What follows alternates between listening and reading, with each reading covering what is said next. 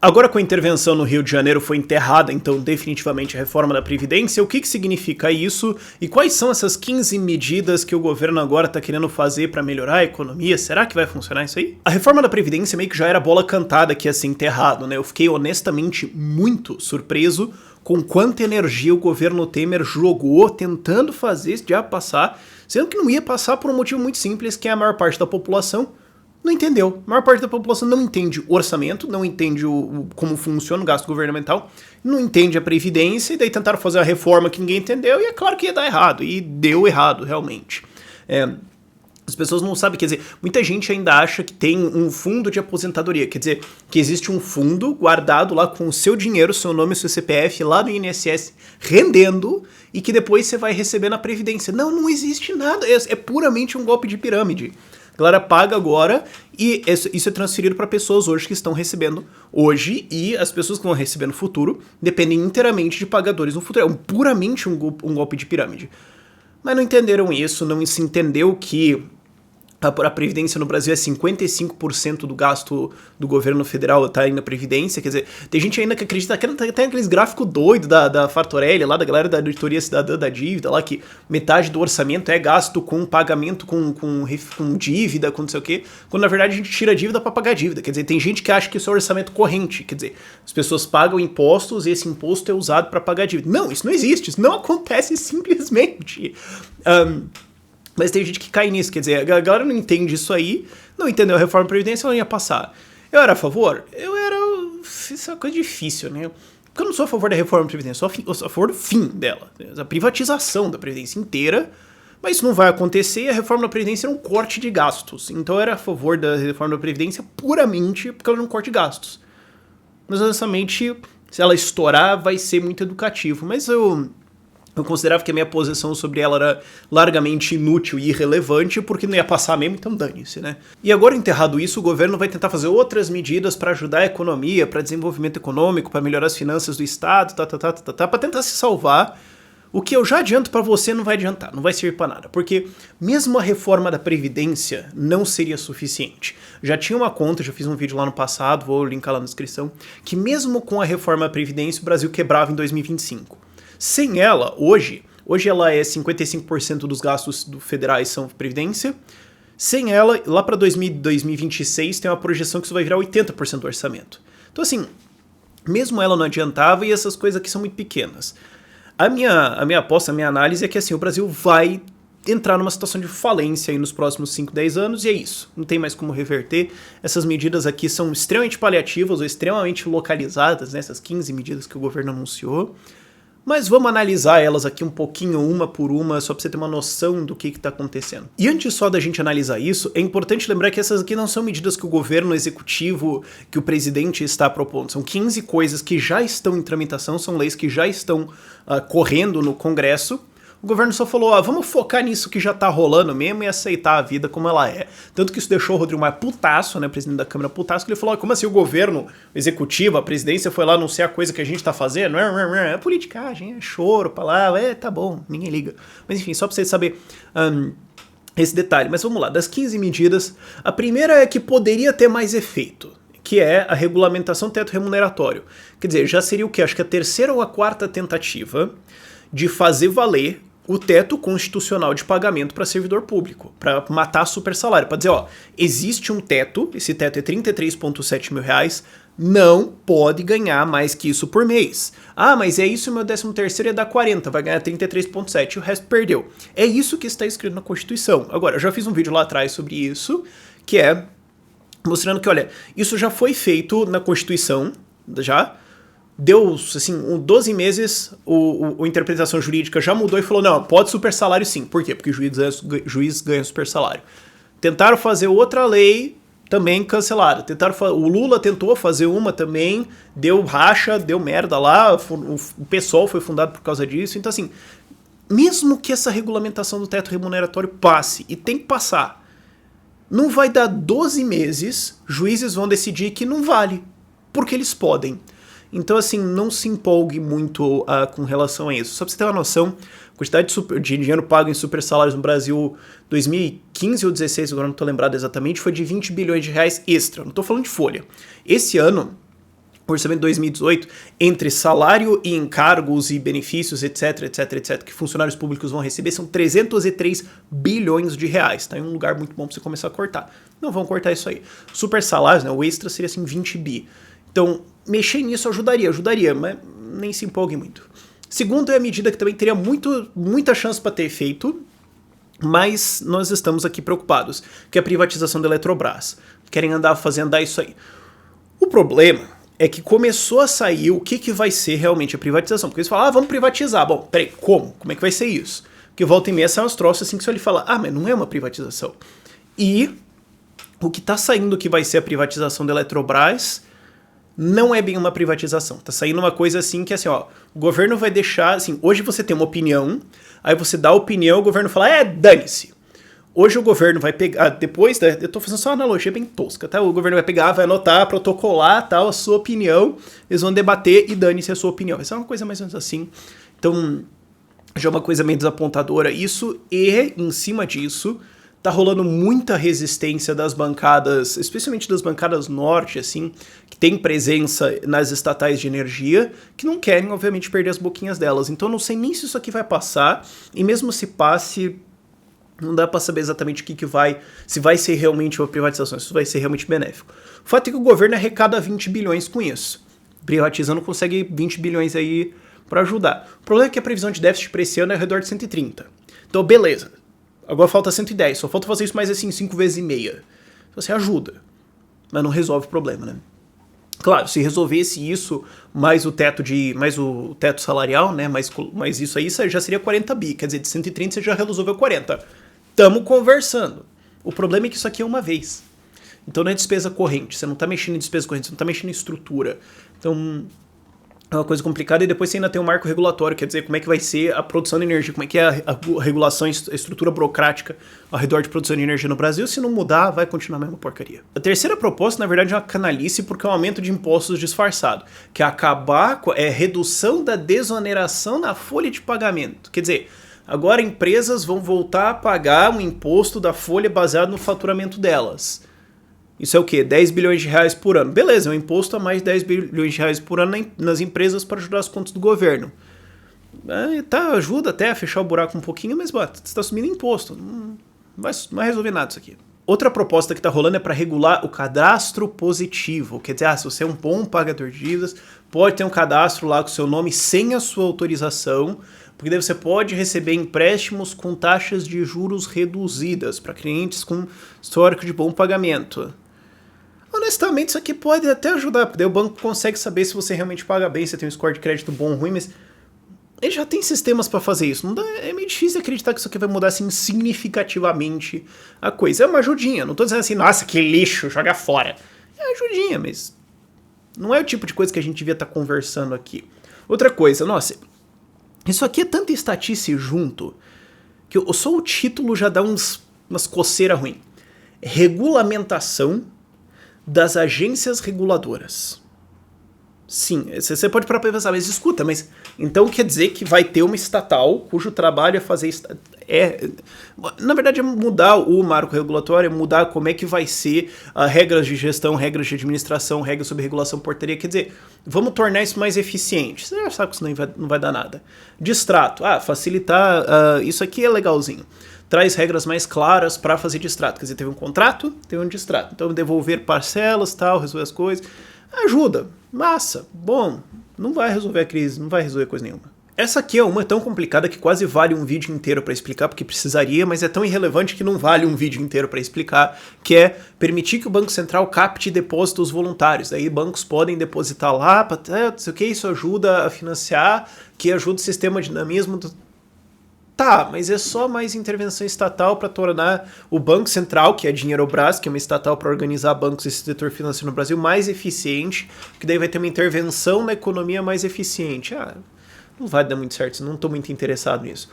Marco legal de licitações e contratos. Isso aqui é uma coisa necessária até, tá sendo legal isso, porque é para melhorar, quer dizer, se fosse bem feito, eu não consigo acreditar que vai ser bem feito, né? Duas discussões diferentes. Que é melhorar como faz para você fazer uma licitação, como faz para você fazer um contrato, a concessão, a privatização, etc. Melhorar a parte de contrato para o Estado terceirizar, tirar coisa, etc. De fato precisa ter de fato precisa ser mais fácil fazer isso. Agora eu não realmente confio que isso aqui vai ser bem feito com intenção de mercado, assim, ética reta, e sim que eles vão colocar mais um monte de jabuti ali dentro pra você conseguir roubar mais fácil. Que nem agora estourou o escândalo aqui do Beto Richa, com as rodovias, com as concessionárias aqui, que era um pedágio superfaturado, e daí repassar o dinheiro pro Beto Richa, papapá, quer dizer, pra ele não, pros associados, né, não posso dizer que é pra ele, né? Mas é pros associados dele e tal, lá desviar o dinheiro dentro de um contrato de concessão. Daí teve aquela crítica, mas tá vendo que privatização ainda manteve corrupção. Mas não é privatização, é uma concessão, é um monopólio dado pelo Estado num contrato feito pelo Estado. Você esperava o quê, pô? Enfim, nova lei de finanças públicas. Isso também vai mais ou menos na mesma vibe. Seria bom se fosse bem feito, mas estabelece normas gerais sobre planejamento, orçamento, fundos, contabilidade, controle e avaliação da administração pública.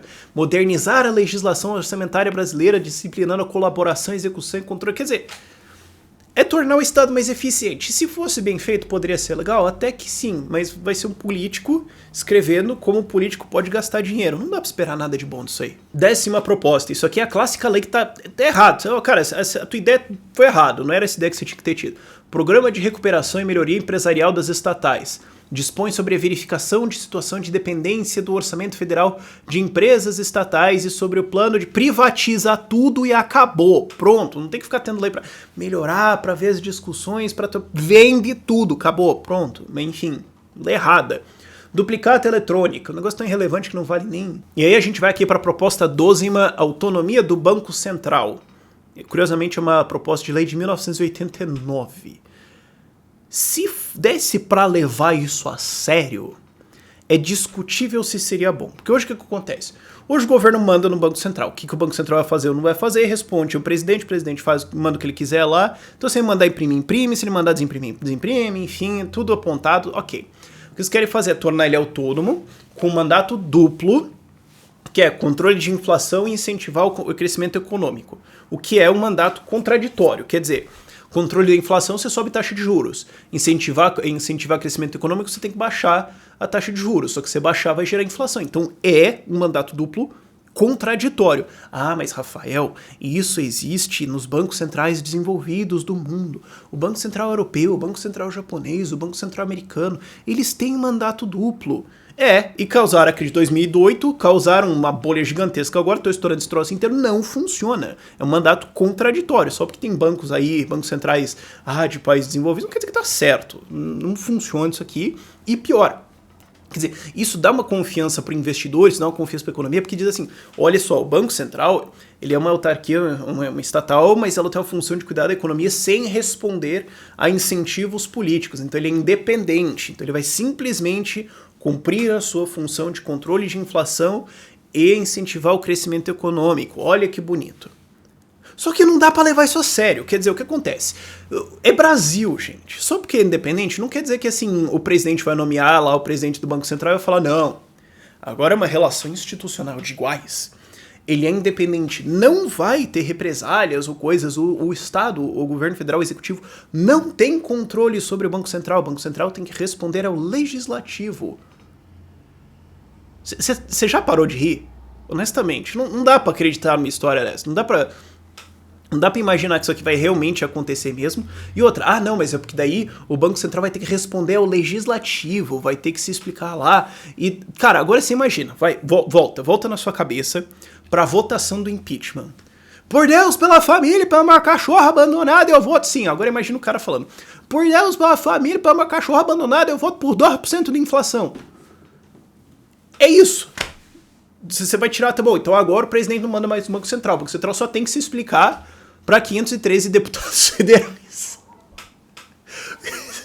Óbvio que isso vai dar uma merda federal.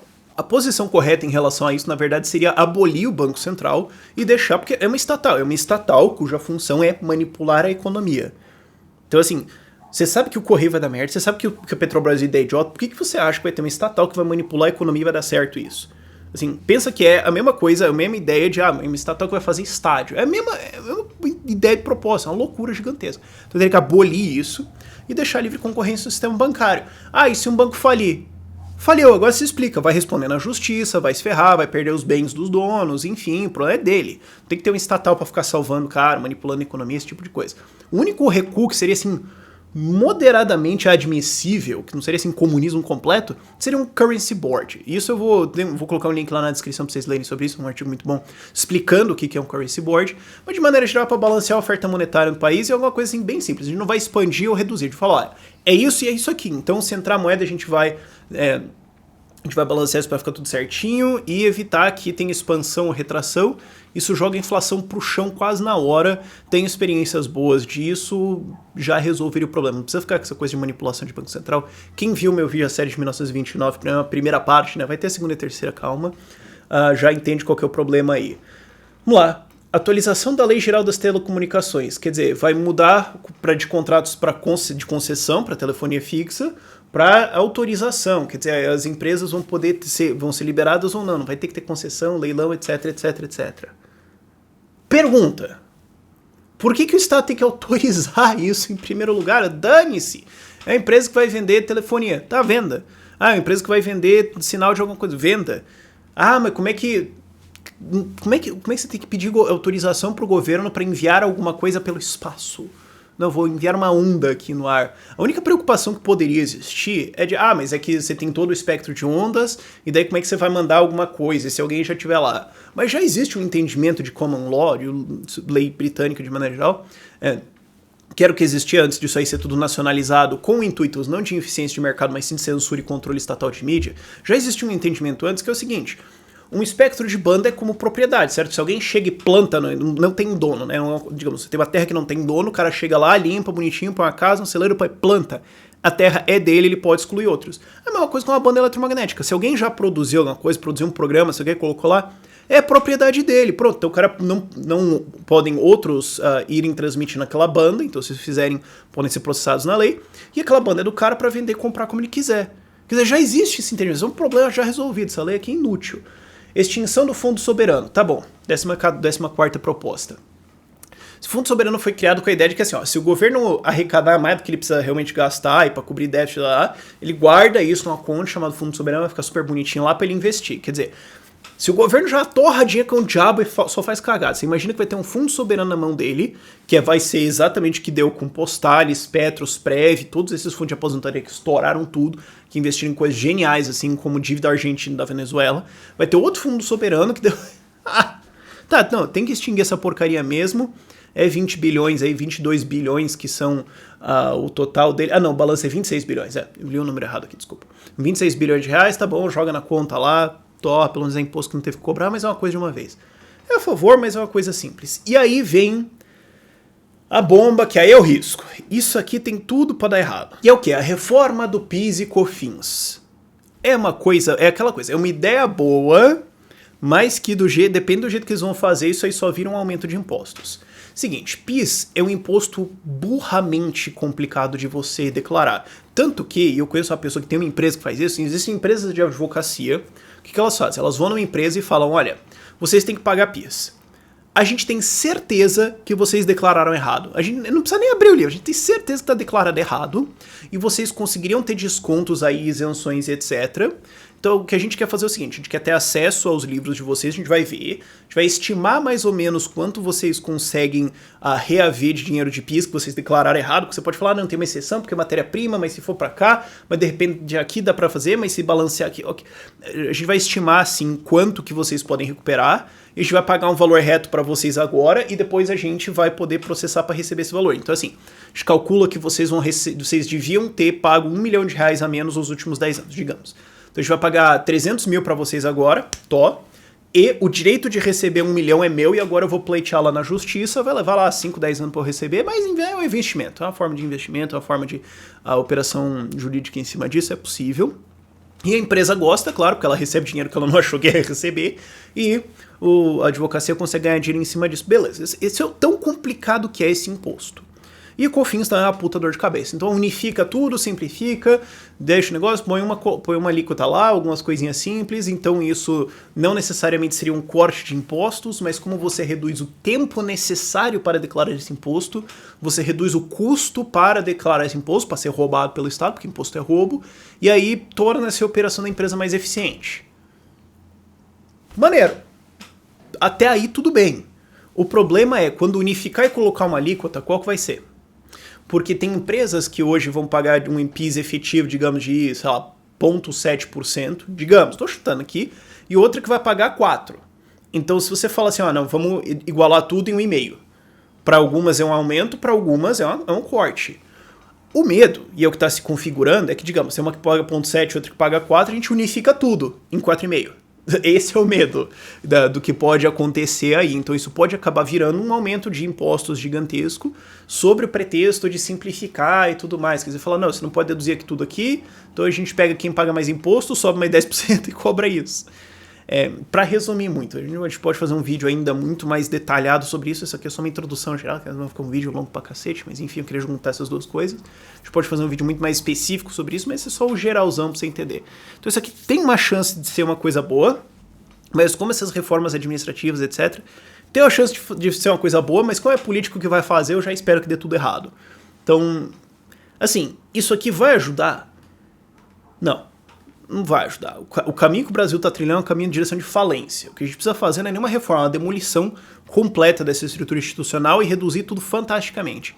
Isso aqui mal arranha a tinta do problema que a gente tinha que resolver. Mas, bom, podia ser pior. Pelo menos não está expandindo o Estado. Mais ou menos. Tem umas propostas aqui que na verdade né? Aumento de impostos, etc. Então, assim, podia ser pior, mas honestamente isso aqui não resolve. Isso aí é tema para outro vídeo também, mas o que a gente precisa é realmente uma demolição total, uma simplificação gigantesca, uma coisa assim, estilo Nova Zelândia para resolver. Isso aqui, desculpa, não empolga. Por esse vídeo é isso. Tchau, tchau.